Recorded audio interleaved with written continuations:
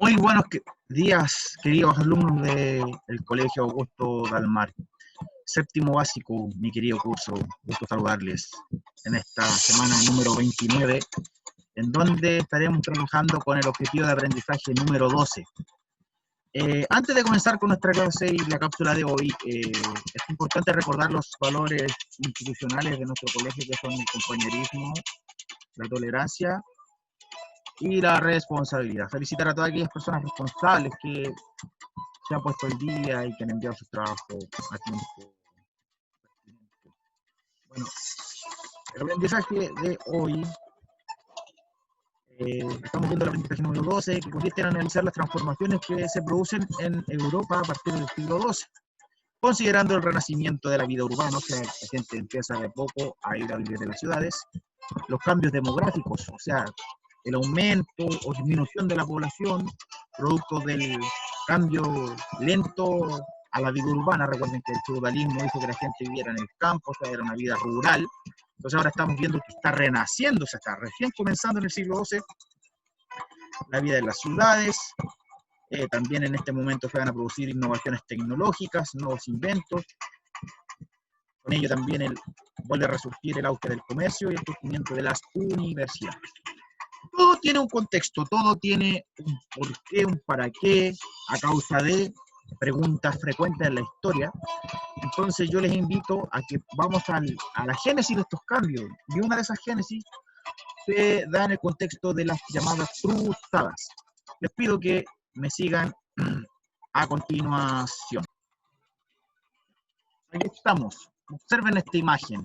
¿Qué pueden observar? ¿Qué símbolo? Muy bien, el símbolo de la cruz.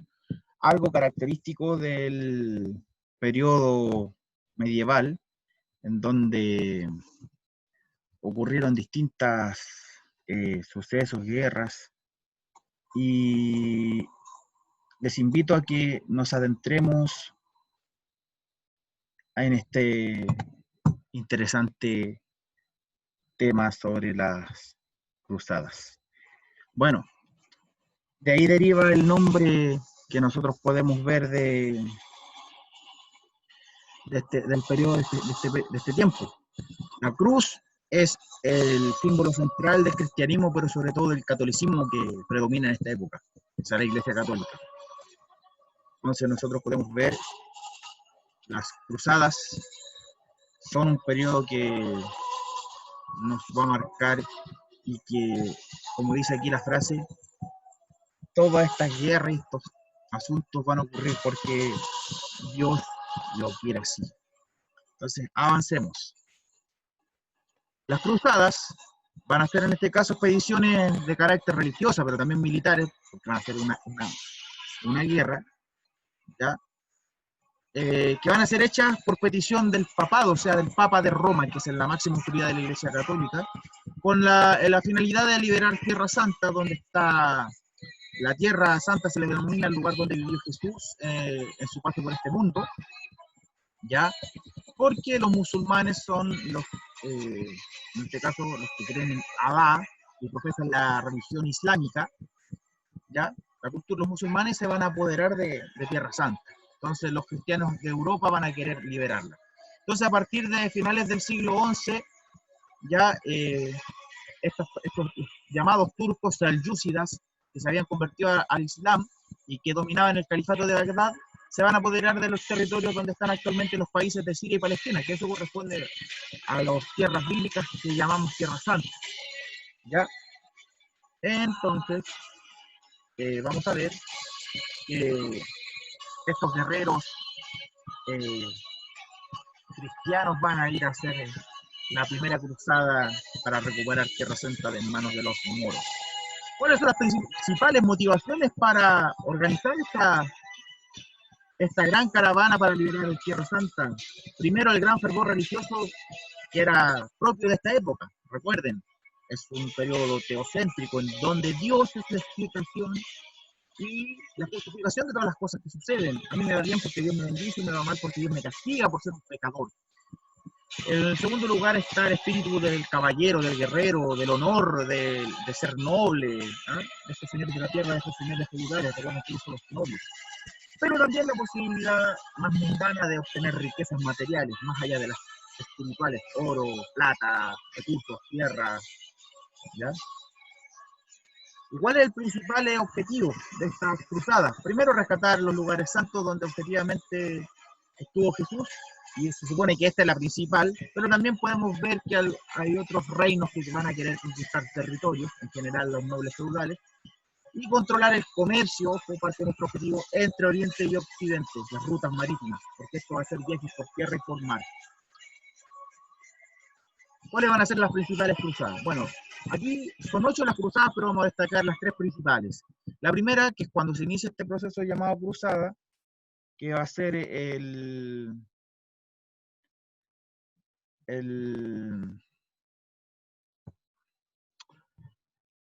perdón, me pegué. La primera cruzada va a ser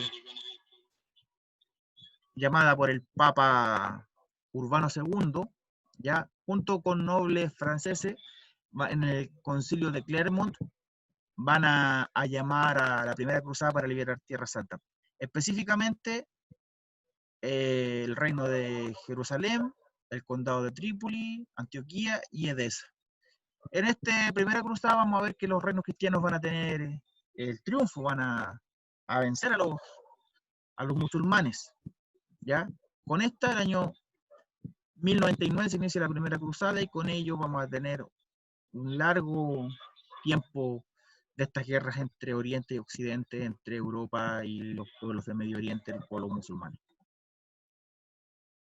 Bueno, después de la primera, como dice el dicho, no hay primeras sin segundas, vamos a tener la segunda cruzada dirigida por el emperador Conrado III y Luis VII de Francia, ya en donde van a ir a reconquistar Edesa, porque esta ciudad había sido recuperada por los musulmanes. Recuerden que la primera cruzada se habían recuperado Jerusalén, Antioquía, Trípoli y Edesa, pero después los musulmanes la vuelven a capturar, entonces con el pretexto de ir a recuperar Edesa, va una caravana de Francia a recuperar esta ciudad, pero pierden. Después la tercera cruzada vamos a tener, que es la más memorable, donde va a participar Federico Barbarroja de Alemania, Felipe Augusto de Francia y Ricardo Corazón de León de Inglaterra. Y un poco detenerme aquí en esta historia rápidamente, porque Federico Barbarroja era el rey de Alemania, que tenía cerca de 60 y tantos años, casi 70 años, y era muy longevo para aquella época en donde la mayoría de las personas no vivían más allá de los 40, 50 años, entonces él ya era muy viejito para esa época. Él usaba una coraza de una armadura de hojalata muy pesada, y cerca a un río él va a tomar agua, y como le pesaba la armadura, pum, se cae al río y muere ahogado, porque por el peso y por su edad ya extrema no tenía la fuerza como para levantarse, murió ahogado. Entonces ya tenemos el rey de Alemania fuera. Después va Felipe Augusto de Francia, y él tenía una rivalidad con Ricardo Corazón de León, que era el rey de Inglaterra, pero que paradójicamente el rey de Francia era el señor del rey de Inglaterra, porque el rey de Inglaterra era vasallo del rey de Francia. Ya, sin entrar en mayor detalle, el rey de Inglaterra, el vasallo, era más poderoso que el rey de Francia, que era su señor. Y este rey, compitiendo con este vasallo, que era Ricardo Corazón de León, se empecina en ir a Tierra Santa, pero también no alcanza a llegar. Y finalmente, Ricardo Corazón de León, que era otro de estos memorables tipos que pasaron a la historia, queriendo recuperar Tierra Santa, llega, pero muere en combate, ya se enferma, le da, si es que no me equivoco, la tuberculosis. Bueno, ellos tres se van a enfrentar a un gran líder de los musulmanes, que era de origen egipcio, que era Saladino, pero que en su nombre original era Salahadin. Y él vence a estos reinos cristianos de Europa, y se queda finalmente con todo lo que es la Tierra Santa donde vivió Jesús, y finalmente triunfan, ¿no?, los pueblos árabes, los pueblos musulmanes, bien dicho. Aquí podemos ver los mapas de las primeras cruzadas. En línea roja está la ruta que tomaron el pueblo alemán, ya, que sale en este caso, Alemania, pasa por por Viena, por Belgrado, Constantinopla, que hoy día se llama Estambul, pasan por lo que es actualmente Turquía y se dirigen hacia el sur para recuperar Jerusalén, Damasco, Antioquía, Cesarea, Iconión, qué sé yo. Después la segunda y tercera cruzada, vamos a ver la ruta que también pasa por Belgrado, por Constantinopla, pero aquí se van por mar. ¿Se fijan? Hay otras rutas que parten desde Inglaterra, pasan por el sur de España, llegan a Marsella, al sur de Francia, a Génova, al norte de Italia, por fuera de Roma, entre medio de Italia y Sicilia, llegan a la isla de Creta o se van directamente hasta la ciudad de Acre para desembarcar.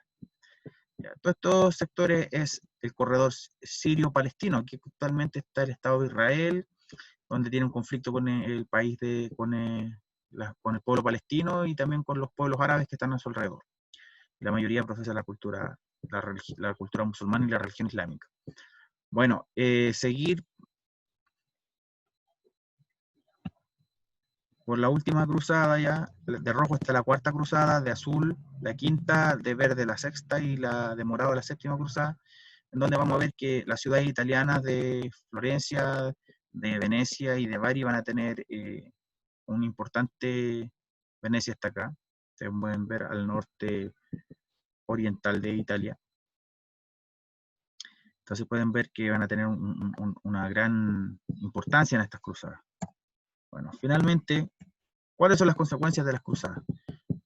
Primero, que no lograron recuperar Tierra Santa. Jerusalén quedó en manos de los musulmanes. Pero este hecho va a cambiar el modo de vida de la época medieval, sobre todo el feudalismo. El poder de los señores feudales se va a disminuir, como dice acá, ya, porque estas empresas de conquista, estas empresas que hicieron hacia Oriente van a hacer que estas personas se endeuden, queden pobres. Van a gastar todas sus fortunas en ir a recuperar estas tierras. Imagínense, miren, volviendo acá. Imaginemos que estamos en Francia, por ejemplo. No, hoy día no hay tren, no hay avión, no hay barco a vapor, ni crucero. Se llegan a caballo, rutas terrestres. Se demoran meses, 6 meses en llegar acá. Lo que ahora un viaje te demora horas, en este eran meses. ¿Ah? Imagínate hacer de uno arriba una carreta, acá. Después, otros atinaron a irse por mar, sobre todo los ingleses que por ser una isla tienen que ocupar el transporte marítimo. Pero todos los que hacían este viaje era carísimo, quedaron en la ruina. Recuerden que los señores feudales, su única riqueza era la tierra, no tenían oro, no tenían grandes riquezas, entonces quedaron quebrados. ¿Ah? Estos nobles de sangre azul, pero sin plata, bueno, un brillo. Después del debilitamiento del poder feudal, los reyes que se habían desfortalecido después de la muerte de Ludovico Pío, el hijo de Carlomagno, los señores feudales habían adquirido mucho poder para administrar los territorios y los reyes quedaron como meros adornos. Como se debilita el poder de los señores feudales, por ende sube el poder de los señores, de los reyes. ¿Ya? Y esto va a potenciar que también otra consecuencia de las cruzadas, se va a potenciar el comercio entre Oriente y Occidente. Las ciudades italianas de Venecia, Génova y Pisa, donde está la torre La Diada, van a monopolizar el comercio dentro del Mediterráneo. Van a ser ciudades prósperas. Aquí, por ejemplo, en Florencia va a vivir Leonardo da Vinci gran parte de toda su vida, porque ahí va a estar la familia Medici que lo va a financiar en el tiempo de la Edad Moderna. Entonces, estas ciudades, después de las cruzadas, van a comenzar a tener su esplendor económico, pero también en las artes y la cultura en general. Además que va a llegar mucha gente a vivir a Italia, sobre todo estas ciudades. Y en otros ámbitos también van a permitir al hombre del medioevo ampliar su horizonte geográfico porque van a conocer nuevas rutas para llegar a Oriente, sobre todo lo que era India, China y Japón. Y al viajar, uno conoce nuevas culturas, y al conocer nuevas culturas también va a ampliar su mirada. Con esto va a haber un intercambio cultural riquísimo que va a fortalecer las artes, las letras, incluso las ciencias, porque se va a traer tecnologías de otros lados. Y además las cruzadas van a permitir que en Europa se generalicen algunos aspectos, que se vuelvan modas, que ya no sean tan exclusivos, sino que se amplíen. como la influencia de la cultura árabe en las matemáticas, en el lenguaje, en términos científicos. Por ejemplo, los árabes son los que no, todos los sistemas de medida que utilizamos en matemáticas, piensen cómo se llama las matemáticas que nosotros aprendemos, se llama álgebra, de origen árabe, como alcachofa, almohada. Bueno, no se rían por cómo lo digo, pero para que ustedes se hagan una idea. También vamos a tener inventos, nuevas armas, ¿ya? La ballesta. Y al mismo tiempo, Oriente es mucho más rico, tiene mucho más lujos. Esta riqueza se va a mostrar a través del lujo, a través de una vida cómoda, ¿ya? Con estos reyes que tienen una corte y les sobran las cosas en contraste con un pueblo pobre, qué sé yo. Esto se trae de Oriente. Y además se inicia un sentimiento nacional en los territorios europeos. Aquí van a nacer las famosas monarquías autoritarias que van a empezar a decirle a la gente, oh, nosotros somos los franceses, somos mejores que los alemanes, y los alemanes se van a sentir alemanes y van a sentirse mejores que los franceses, y lo mismo los ingleses, que son las principales potencias. Y los españoles igual, que van a querer echar los muros del territorio español. Esto ha sido la clase de hoy. Espero que entiendan tres cosas. Que las cruzadas van a marcar el fin de la era feudal. Con ello va a empezar a resurgir la vida de las ciudades, el comercio, los reyes van a empezar a consolidar sus poderes, ya porque los señores feudales quedaron quebrados, sin ni uno, y con ello se va a potenciar la vida de las ciudades por el desarrollo del comercio, y los reyes van a sacar partido de esto para cohesionar, para unir sus países y dar origen a lo que después vamos a conocer como Francia, Inglaterra, Alemania o España. Olé. Que estén muy bien, queridos séptimo básico. Nos vemos en una próxima cápsula educativa. Un abrazo. Les quiere su tío, o su profesor, bien dicho, su profesor José.